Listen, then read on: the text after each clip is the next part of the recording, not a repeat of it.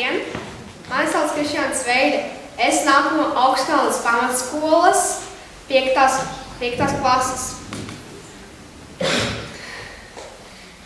Mums ar ģimeni pieder lauku saimniecība. Mēs audzējam lopus un strādājam dārzā. Mums patīk strādāt, un mēs arī ļoti labi atpūšamies. Tāpēc pastāstīšu vienu savu ģimenes piedzīvojumu avārijas brigādes parkā Ogrē. Visas parasti ģimenes brīvdienas sākas normāli. Mamma izslauc govis, tētis iztīra no kūtas sūdus laukā, bet šīs nebija parastas brīvdienas. Mamma uzreiz man sūtīja uz virtuvi, lai es gatavotu dažādas ēdienas, jo mēs brauksim ģimenes piedzīvojumā uz avārijas brigādes parku Ogrē. Tur bija kā brīnums zemē. Slīkalniņi, troses, veikali, miniatūras tilti un vēl. Vienreiz es nošņūcu pa Slīkalniņu. Tur bija vajadzīga drosme. Pēc tam aizgājām un nobraucām pa trosi.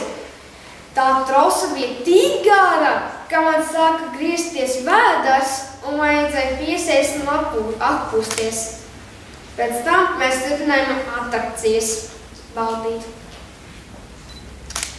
Tagad izstāstīšu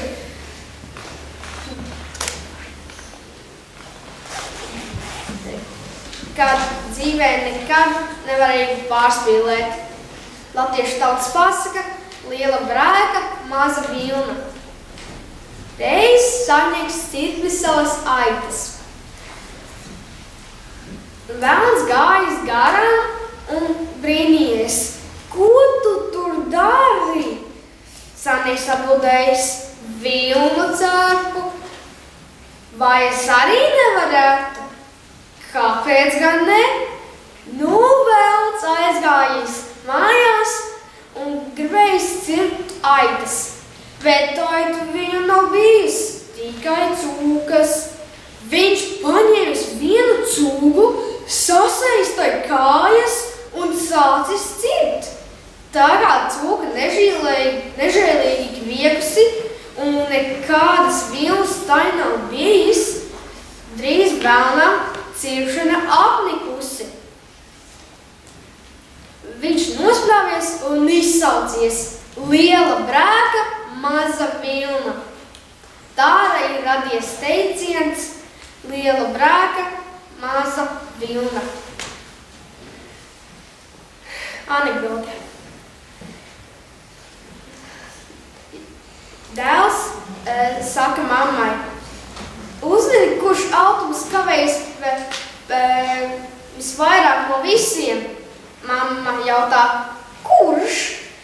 Tas, kuru es Ziemassvētku vecītim palūdzu, lai atnesu Ziemassvētkiem.